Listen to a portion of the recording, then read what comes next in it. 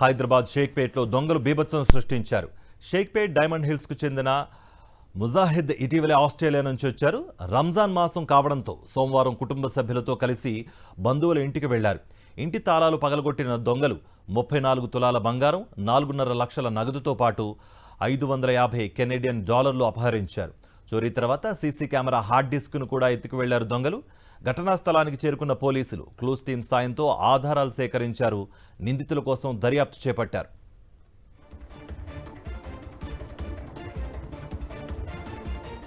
ఇదే అంశానికి సంబంధించి మరింత సమాచారం మా ప్రతినిధి రవిచంద్ర అందిస్తారు. రవిచంద్ర, ఇది తెలిసిన వాళ్ల పల్లెలా కనిపిస్తున్నట్టుగా ఒక సమాచారం అయితే అంతోంది. మీ దగ్గర ఉన్న సమాచారం ఏంటి?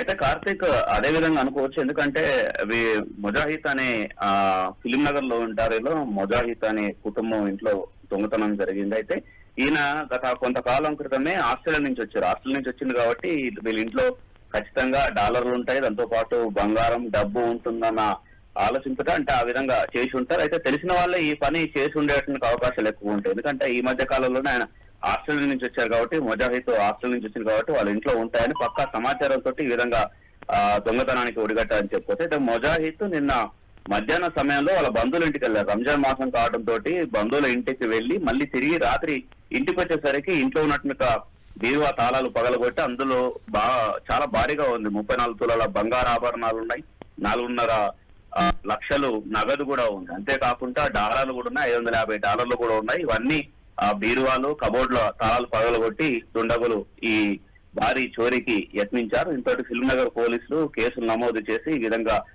ఎంక్వైరీ కూడా విచారణ కూడా చేపట్టారు. అయితే మరొక అంశం ఏంటంటే, ఈ దుండగులు సీసీ కెమెరాల్లో తమ వీడియోస్ ఏ విధంగా కనిపించకుండా ఉండేందుకు సీసీ కెమెరాల హార్డ్ డిస్క్ తో పాటు సీసీ కెమెరాలను కూడా ఎత్తుకెళ్లారు. అయినప్పటికీ కూడా ఈ సీసీ కెమెరాలకు సంబంధించి మరి సర్వర్ లో కూడా రికార్డ్ అయ్యేటువంటి అవకాశం ఉంది. ఈ మధ్య కాలంలో కొన్ని సీసీ కెమెరాల కంపెనీలు సర్వర్ లో కూడా రికార్డు పెడుతున్నాయి. దాంతో అందులో కూడా ఆ విధంగా కూడా పోలీసులు సీసీ కెమెరా ఫుటేజ్ ని మళ్ళీ తీసుకొచ్చేటువంటి విధంగా కూడా ప్రయత్నాలు చేస్తున్నారు. ఎందుకంటే భారీ చోరీ కావడంతో దీని మీద పోలీసులు సీరియస్ గా ఉన్నారు. అంతేకాకుండా ఈ మధ్య కాలంలో హైదరాబాద్ లో తరచుగా ఇలాంటి దొంగతనాలు వరుసగా జరుగుతున్నాయి.